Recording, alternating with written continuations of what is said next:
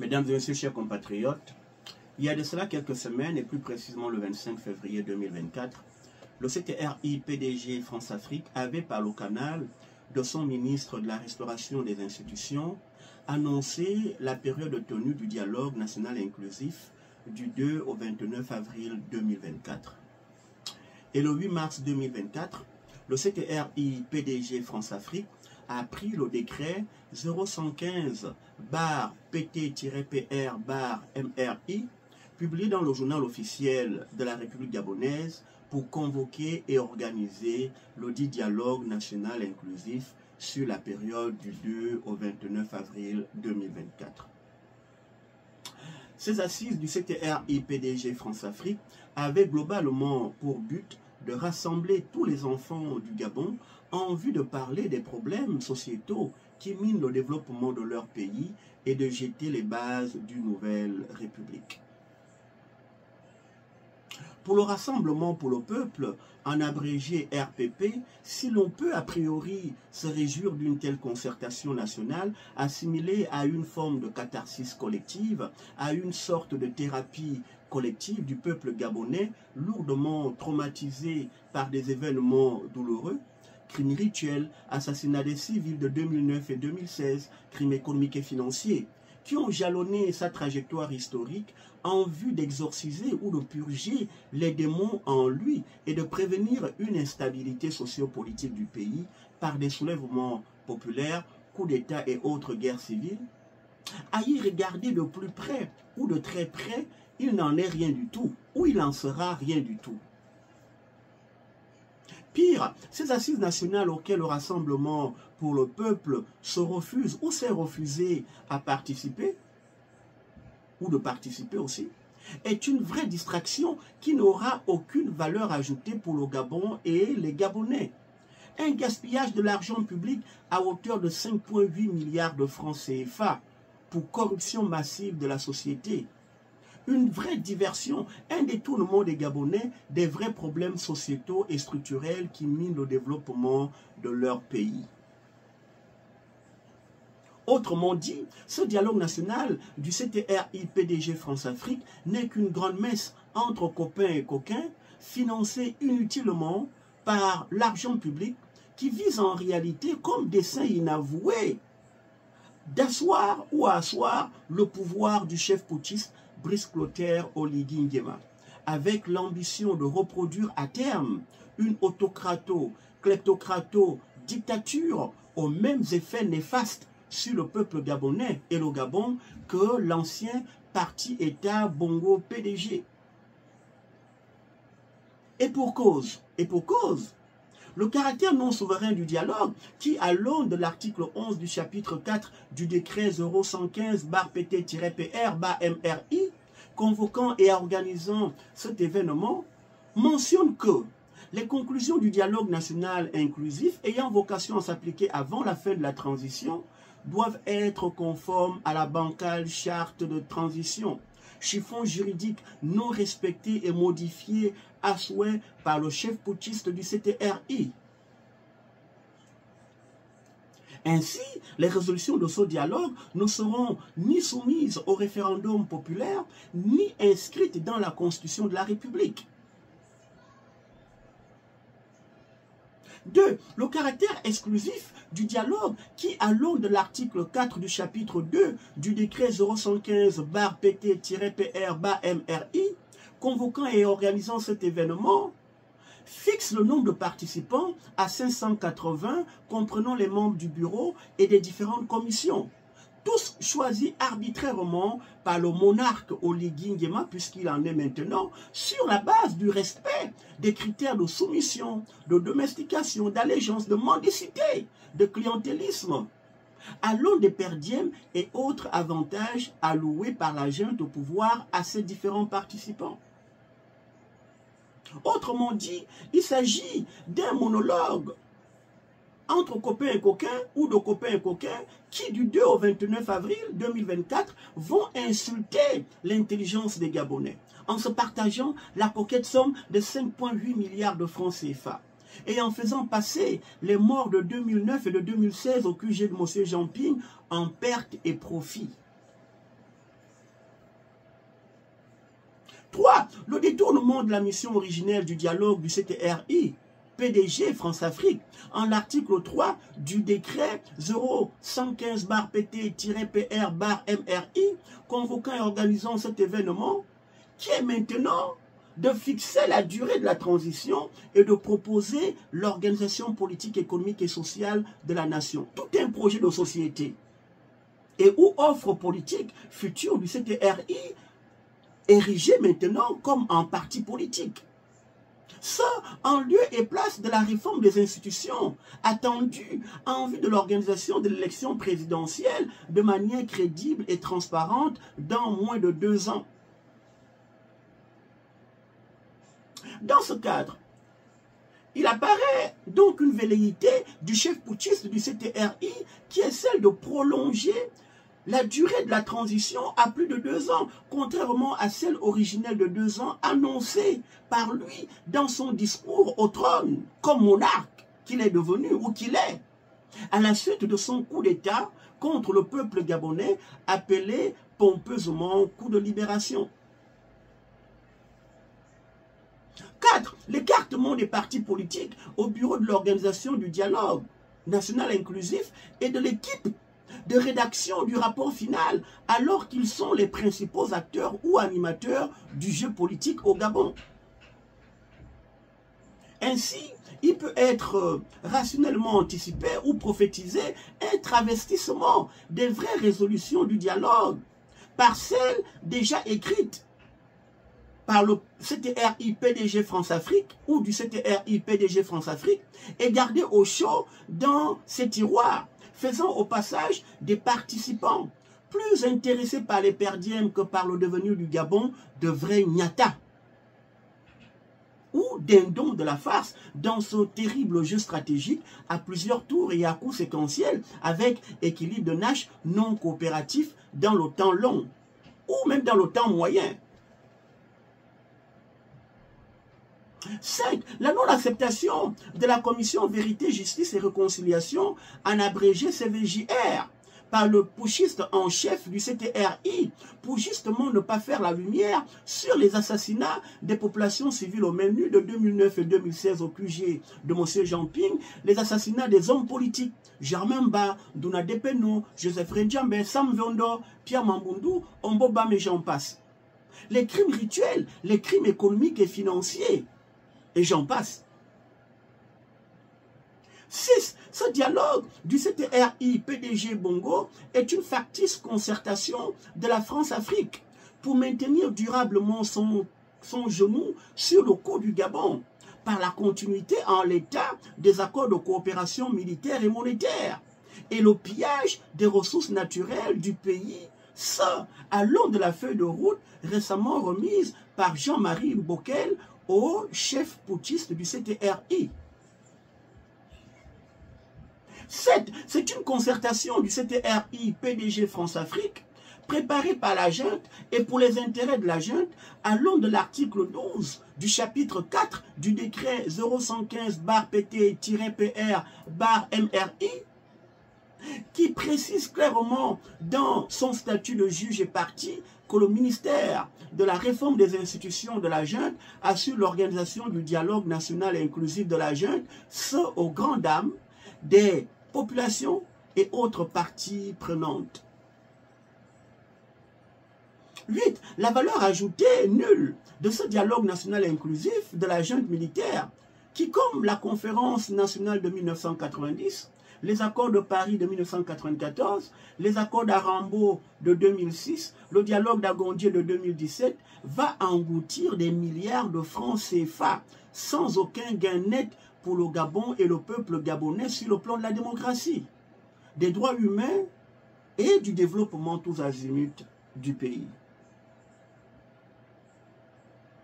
Mesdames et messieurs, chers compatriotes,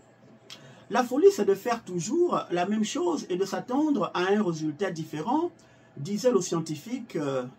Albert Einstein. Qu'est-ce que les anciens dialogues initiés par l'État Bongo PDG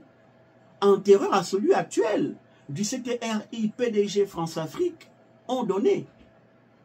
Rien, nada, niet, nothing. Il ne faut donc rien attendre. Aussi, de ce dialogue, j'allais dire monologue, du CTRI PDG France-Afrique, qui est un monologue, en réalité, entre copains et coquins.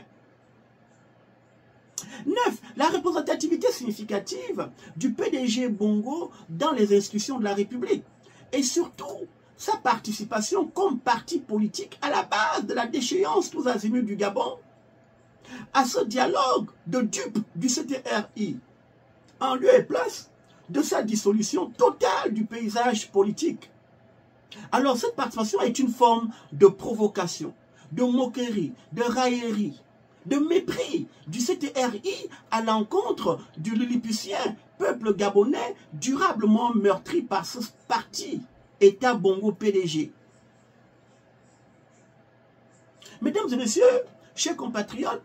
pour toutes ces raisons susmentionnées, le Rassemblement pour le peuple demande au peuple gabonais de ne rien attendre de ce dialogue, qui en réalité est une farce de mauvais goût, une injure à l'intelligence du peuple gabonais, une insulte à la mémoire des Gabonais au menu assassinés par la garde républicaine au QG de M. Jean Ping. Un renforcement du pouvoir du chef putschiste Oligui Nguema, une légitimation immorale et abjecte de la junte militaire téléguidée depuis l'extérieur et incapable de dénoncer, comme au Mali, Burkina Faso et Niger, les accords de coopération militaire et monétaire entre la France et le Gabon. Pour le Rassemblement pour le peuple, il s'agit donc d'un dialogue national inclusif qui est plutôt un monologue de la junte france-africaine avec elle-même. Ou mieux, c'est un dialogue exclusif, non souverain, sans commission vérité, justice et réconciliation, et de corruption XXL de Gabonais miséreux et atteints du syndrome de Gaucho, du double syndrome de Gaucho et de Stockholm. Dans ce cadre, le Rassemblement pour le peuple estime qu'il est plus que nécessaire de rompre avec le cheminement ou le cycle élection, coup d'état militaro-électoral, répression, négociation, partage de strapontins qui caractérise le Gabon depuis plus de 3 décennies. Le sous-développe et paupérise de manière exponentielle sa population à l'aune du clientélisme politique, d'une kleptomanie, d'une malveillance ou malfaisance et incompétence notoire des acteurs politiques, des leaders politiques et leaders de la société civile inféodés dans des loges lucifériennes et anti-développementales pour le Gabon. Mesdames et messieurs, chers compatriotes, il se dégage somme toute un détournement immoral et ignominieux des objectifs du dialogue, tant en lieu et place de la réforme des institutions, annoncée au début de sa gouvernance du pays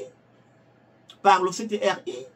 Cette concertation politique de la junte militaire au pouvoir se donne maintenant pour mission de fixer la durée de la transition, alors qu'elle était préalablement fixée à 2 ans, et de discuter de l'organisation politique, économique et sociale, à l'instar d'un parti politique, comme élaborant son projet de société à présenter ultérieurement comme offre politique aux électeurs gabonais. C'est ça l'objectif en réalité de ce dialogue du CTRI, qui va se mouvoir en parti politique. Pire, les conclusions ou résolutions de ce factice dialogue ne seront pas ou plus soumises au peuple gabonais par référendum. Autrement dit, il lui est enlevé son caractère souverain, au sens où seul l'hyper-président france-africain, sans contre-pouvoir aucun, Oligui Nguema, pourra, selon son bon vouloir de monarque, puisqu'il en est maintenant, il nomme tout et n'importe quoi, il pourra donc transformer les résolutions déjà écrites, d'ailleurs, mais gardées au chaud dans un tiroir de cette concertation en loi et décret. Il pourra le faire, évidemment, comme il le voudra. travestir les résolutions du dialogue en ces lois et décrets. De même, il s'agit d'une concertation politique trompe-l'œil, faux semblant de corruption XXL dans laquelle les bourreaux cyniques et les victimes atteints doublement du syndrome de Gaucher et de Stockholm seront enfermés ensemble pour diviser ou échanger sans mise en place d'une commission vérité, justice et réconciliation qui aurait pu servir de catharsis collective pour le petit peuple gabonais longtemps martyrisé par l'État Bongo PDG. Face à l'évidence d'une valeur actuelle nette négative de ce factice et dépensier dialogue de la junte militaire au pouvoir, à l'instar de tous les précédents, la critique étant aisée mais l'art difficile, le Rassemblement pour le peuple, dont l'objectif majeur est la maximisation du bien-être des populations gabonaises, préconise plutôt en lieu et place, comme solution optimale, la dissolution du Parlement clientéliste et la mise en place d'une assemblée constituante ou une constituante d'au maximum 50 membres avec des expertises diverses et choisies par un comité indépendant dont la mission sera d'élaborer une nouvelle constitution, de réformer les institutions, de revoir les accords de coopération avec la France pour une affirmation de la souveraineté du Gabon, de revoir également le code électoral, et j'en passe. Ainsi, sur le plan constitutionnel, le Rassemblement pour le peuple préconise de revenir à la Constitution de 1991, avec bonification, si nécessaire, de quelques dispositions constitutionnelles. Sur le plan institutionnel, le Rassemblement pour le peuple suggère, par exemple, 1. La réforme du Conseil supérieur de la magistrature, en abrégé CSM, dont le président ne doit plus être nommé par le président de la République, mais plutôt élu par les pairs. 2. La réforme de l'état-major des armées, dont le chef ne doit plus être nommé par le président de la République, mais plutôt élu par les pairs. 3. La dissolution de la garde républicaine, celle qui assassine les populations gabonaises depuis plus de 30 ans, avec déversement de ces éléments dans les différents corps de défense et de sécurité du pays. Sur le plan de l'affirmation de la souveraineté du Gabon, le Rassemblement pour le peuple préconise, relativement à la souveraineté externe du pays, une dénonciation des accords de coopération militaire et monétaire avec la France, devant se concrétiser par la fermeture de toutes les bases militaires françaises au Gabon et la sortie du pays du mécanisme monétaire du franc CFA ou la sortie de la zone franc CFA avec effet immédiat de rapatriement de ces réserves de change en devises domiciliées au compte commun d'opération du Trésor public français. Et relativement à la souveraineté interne du pays, le Rassemblement pour le peuple suggère le respect des aspirations profondes du peuple, de son vote, de ses droits basiques, de ses droits élémentaires, éducation, santé, logement et j'en passe, du respect de la Constitution par le pouvoir en place, quel qu'il soit, quel qu'il soit. Or, sur ce plan, le chef putschiste de la junte militaire Oligingima n'augure rien de bon lorsqu'il viole lui-même sa propre bancale charte, modifiée à souhait selon ses caprices. Pour exemple, la cession illégale des fonctions de ministre de la Défense et de l'Intérieur par un chef putschiste ignorant de l'article 58 alinéa 1 de sa propre bancale charte. Ça, sans au préalable modifier l'article 35 de cette bancale charte,